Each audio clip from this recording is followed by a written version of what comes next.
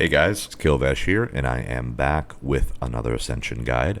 Today I'm going to be giving you a walkthrough of my 60k single target One with a Light DPS build. One with a Light is known for being one of the most new user-friendly Ascension builds, but unfortunately it's also known to not perform well in raids because of its lack of single target DPS. The exception to that would be going with a full caster Paladin Priest setup. However, I prefer to play melee and wanted to figure out a way to make it work. So here you go. We do have Curse of Elements on the target. This build does use Seal of Vengeance rather than Seal of Command, also utilizing Dark Justicar, allowing Seal of Vengeance to stack to 10 rather than 5. Going to start off with a Holy Fire here to proc Divine Fury on the target, alternating Exos and Crusaders to build stacks. I did get a Crusader weapon enchant proc right out of the gate, so I do want to wait to get a fresh one before we use Judgment to activate Dark Justicar. Let's see, we're doing about 35k right now, so I'm just going to hang out here until we get another Crusader proc up. Then we'll go ahead and activate Judgment and go through the normal raid rotation. Getting a new Holy Fire on the target there. Going to need to also cast another Holy Shock to activate Infusion of Light / Illuminated Judgment. There we go, it's active. Waiting for Crusader. There it is. Let's reset. Execution Sentence, Arcane Power, and a big old Judgment. There we go. Alright, and then we're just alternating Exos and Crusaders to get to 10 stacks of Vengeance. There we go. Another Judgment. Fanaticism refreshes that cooldown on Execution Sentence. Then we're back into alternating Exos and Crusaders. So that's pretty much it, guys. Let's go ahead and take a look at the talents, and I'll show you how all this stuff works to give you a 3-button build. You don't have to have all of the abilities that I have here, but try to get most of them. So Abolish Curse to start off. Curses are one of the worst things to have in Raid and Mythic Plus. A lot of the times they can be the crutch or the Achilles heel of the group. So having Abolish Curse definitely makes a difference. Arcane Intellect, you want the intellect for the spell crit scaling. This build requires Holy Shock to be at 100% crit chance, so Arcane Intellect gives us a little bit of our spell crit towards that 100. Arcane Power being one of the main power-ups. Aspect of the Beast, 5% attack power, Battle Shout, Strength and Agility, Berserker Stance, you're using that for the crit chance. I do have the Fervor talent, which causes this to give an additional 3% crit and hit chance, but the base crit of Berserker Stance is only 3%. Blessing of Kings for stats, Blink for mobility, Crusader, of course, because we are a One with a Light Paladin. Curse of the Elements, this is similar to using Expose Armor as a warrior.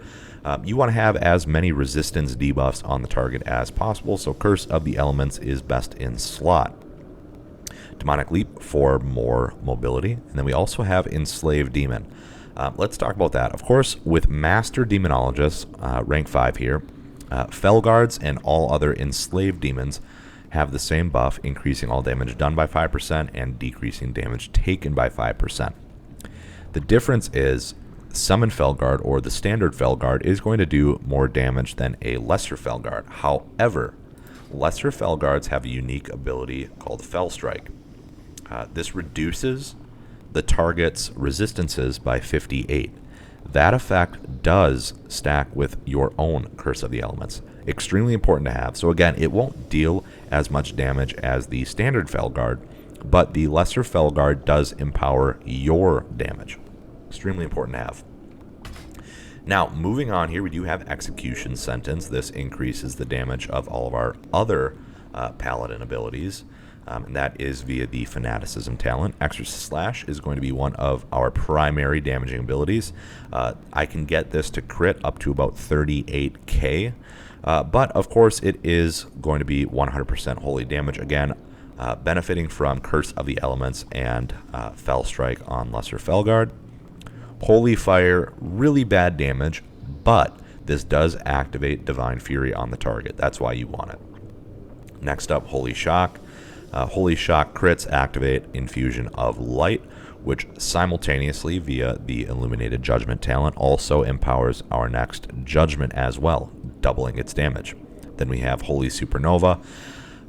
You definitely don't have to take this, but I recommend it just because it is raid healing and raid cleansing. Again, you don't have to, but personally, you will be helping out your group quite a bit. So that's why I take it.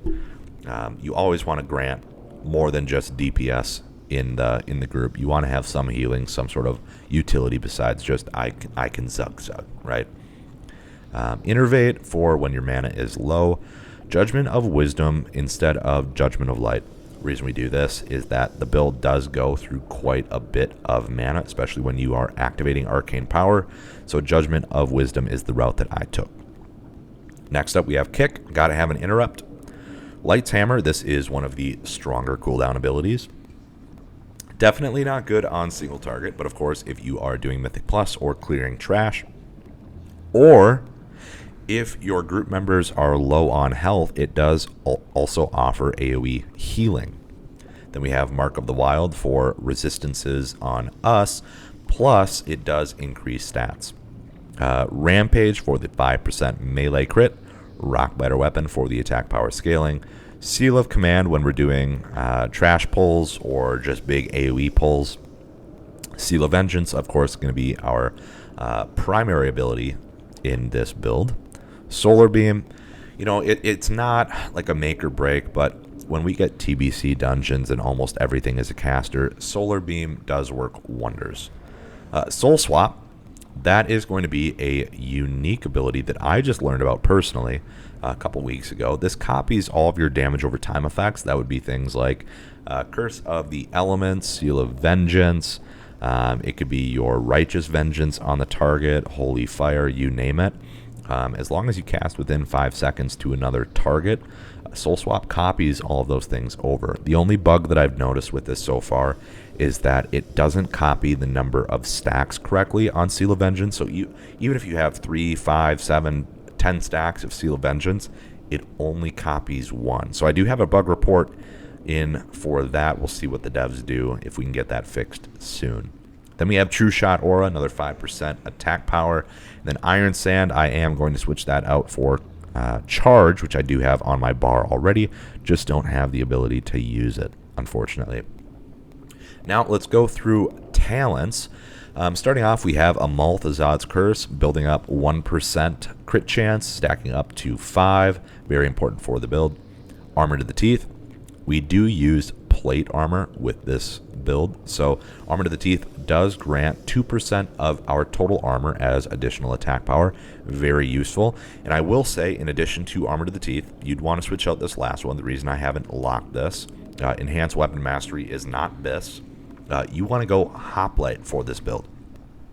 Having that extra 3,000 to 4,000 armor from the shield contributes even more to Armor to the Teeth, especially if you have, let me open up my bags here, Rombeard Protector is going to be the best in-slot shield. Reason, it has hit rating on it. It also has frost resistance for Nax, and then we do have a good amount of strength.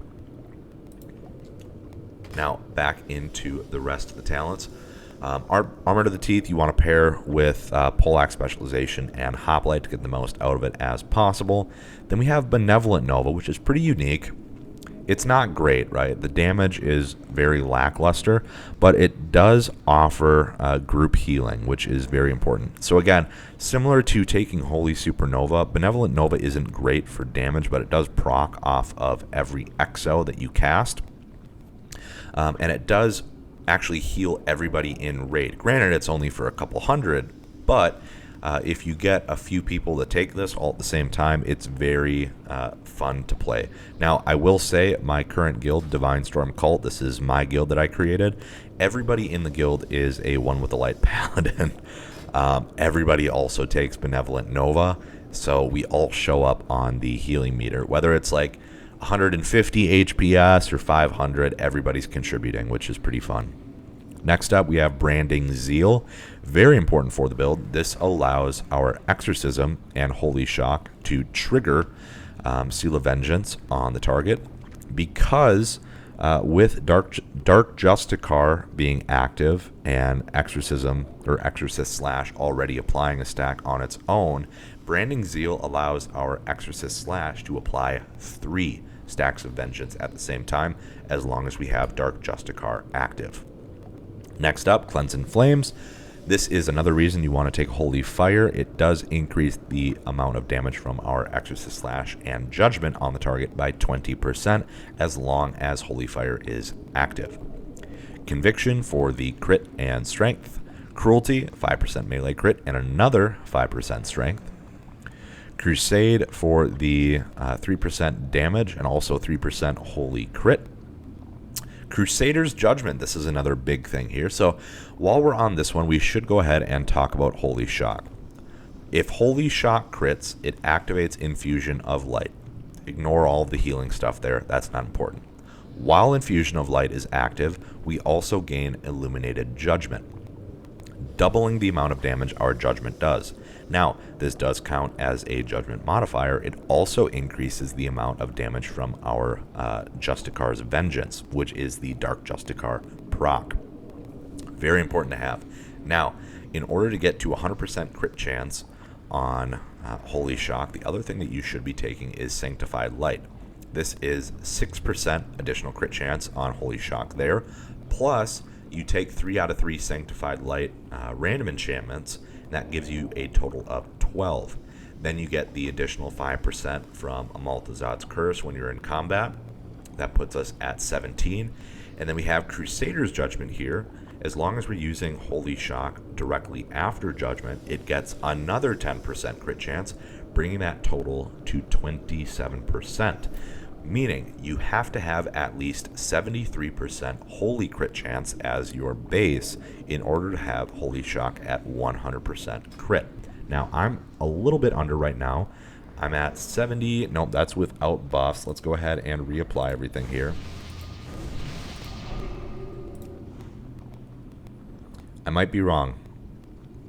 Yep, I no longer have Flask active. That's why. So 70.5. Otherwise, it's like 71.6 if you are using the Intellect and Spell Power Flask. But that's how you get to crit cap on Holy Shock. Now, let's go ahead and move on here. So after Crusader's Judgment, we have the Dark Justicar talent. This is the most important one for the build, allowing Seal of Vengeance to stack up to 10, and now, using Judgment, simultaneously casts a second Judgment called Justicar's Vengeance. This also empowers all of our Paladin abilities for 12 seconds, causing them to apply an additional stack of Seal of Vengeance. Then we have Deadliness for the 6% attack power, Demonic Tactics for the crit, Divine Fury, increasing all damage against targets afflicted by Holy Fire by 9%. And then if you pick up the Divine Fury REs as well, that brings it to 15%. Divine Strength for the crit, I'm sorry, not the crit, the strength scaling. Then we have Dual Wield Specialization, increasing our crit chance with all spells and attacks by 5%. Everlasting Fire, we use this for the utility. Both Judgment and Exorcist Slash extend the duration of our Holy Fire on the target by 3 seconds, meaning that we only have to cast Holy Fire once. Faithful Flex, stacking physical and holy damage buff as long as you are alternating Crusader and Exo. This gives you a total of 8% more damage. Fanaticism, extremely important to the build. You want to have a 100% crit chance on both Judgment and Justicar's Vengeance, and it also increases the damage of our other Paladin abilities by 20%. Fanaticism also causes our Judgment to reduce the remaining cooldown on Execution Sentence. Very useful to have. Then we have Ferocity for 5% towards all stats. Fervor, already mentioned that, but it does give Berserker Stance an additional 3% chance to hit and 3% crit chance. Then we have Heart of the Crusader, giving us an additional 3% crit chance on the target. And this does contribute to our Mythic Plus damage because it does cause our Judgment to do area damage. Holy Power for the holy damage buff. Illuminated Judgment from Infusion of Light. Now, the downside is that Judgment will no longer be an instant cast, but doing double damage, it's worthwhile. Improved Judgments, gotta take this because you're only going to have about 7 seconds, sometimes only 6, between Judgments, so you want to get that cooldown as low as possible. Now, Judgment as a base does have a 10-second cooldown. Taking this reduces it to 7, and then hopefully your Exorcist Slash will reduce the cooldown in your rotation. Inevitable Vengeance up next. This means that each stack of Seal of Vengeance increases the damage of our other Paladin abilities by 1% per stack, giving us a 10% damage boost on our Judgment while we are at 10 stacks of Seal of Vengeance. Infusion of Light, of course. Then we have Judgments of the Pure, more seal damage and execution sentence damage. Malice, 5% crit. Master Demonologist for the damage both taken and dealt. Mental Quickness, gotta have this as a hybrid build. It is not optional. One with the light, of course. We want to have that Crusader Strike deal additional holy damage.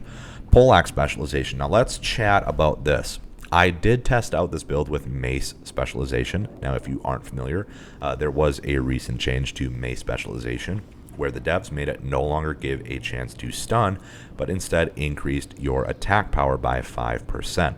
Now, after testing, I figured out that Poleaxe spec is the way to go. The reason being that that physical critical damage bonus does apply to things like Judgment or Justicar's Vengeance, as well as your Exorcist Slash and Crusader Strike. Now, I don't think that's intended, but it does work. And it's important to mention that one of the primary sources of damage for this build, actually the number one source of damage, is going to be Righteous Vengeance.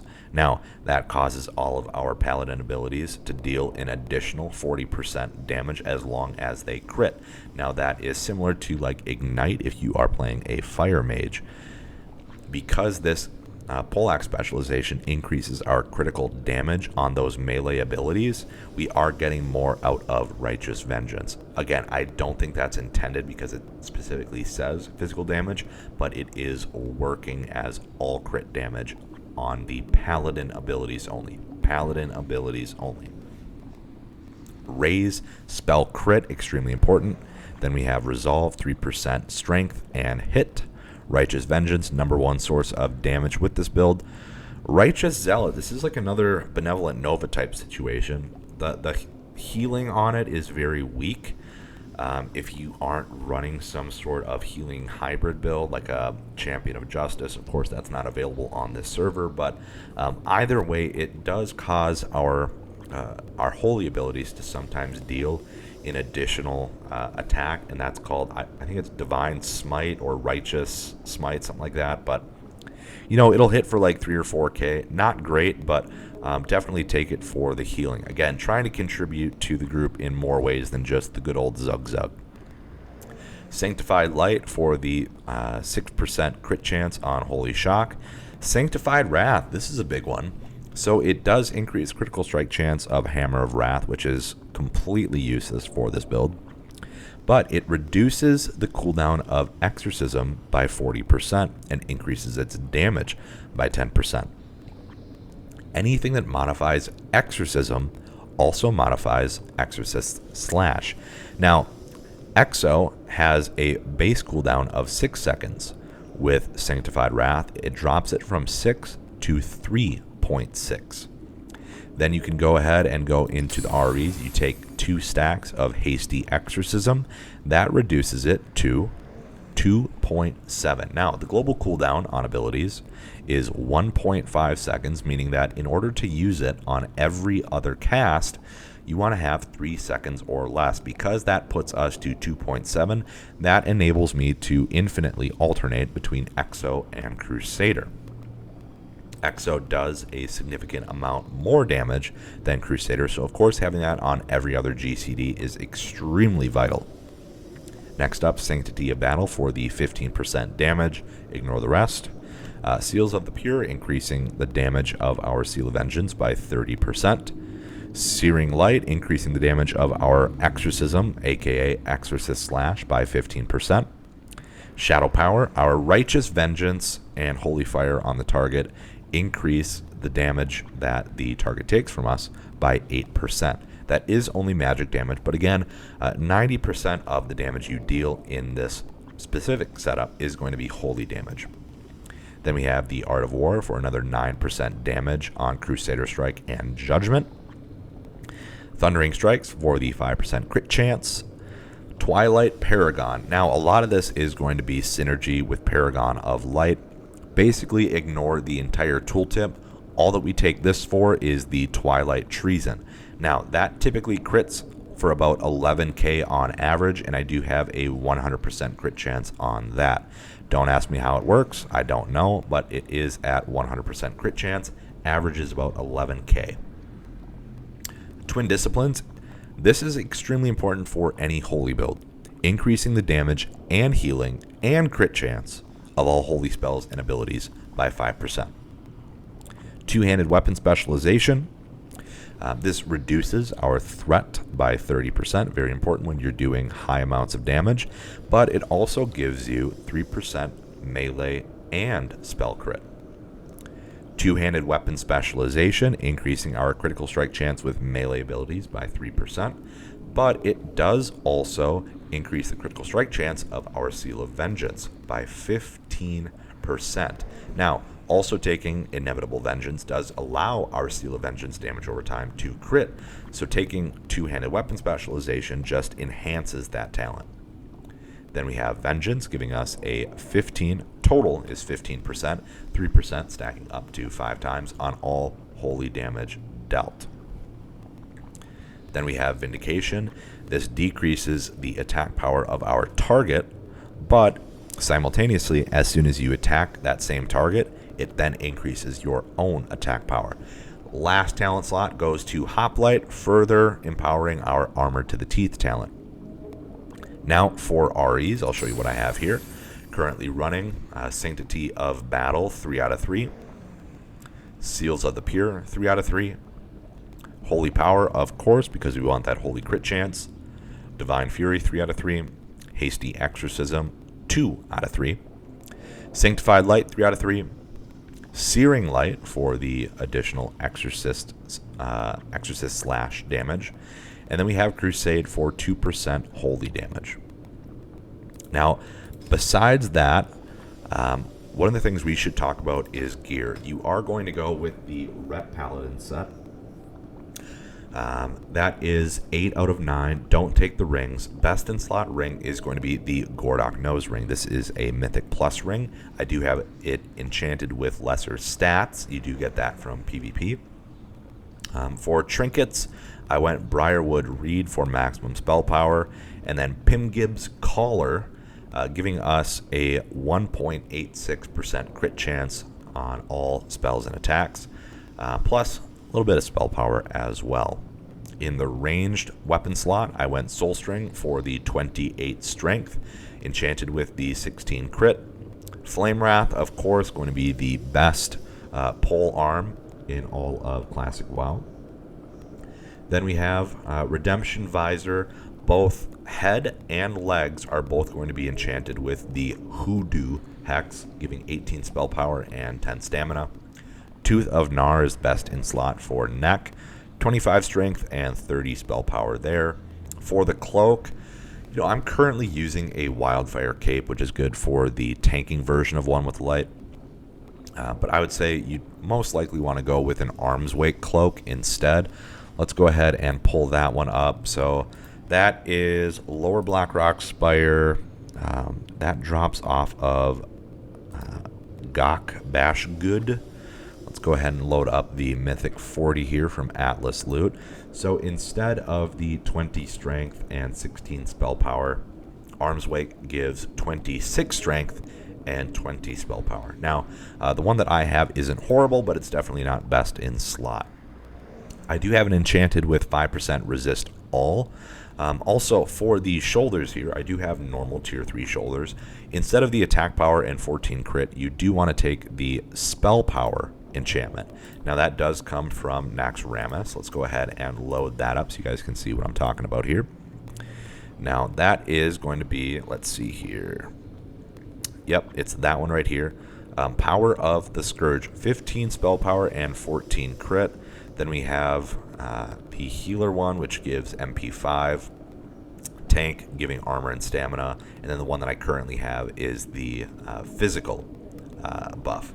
So you want to pick up the spell power enchantment with crit instead of the one that I have. This is the only one that I had in my bag, so that's why I currently have that. Definitely not best in slot.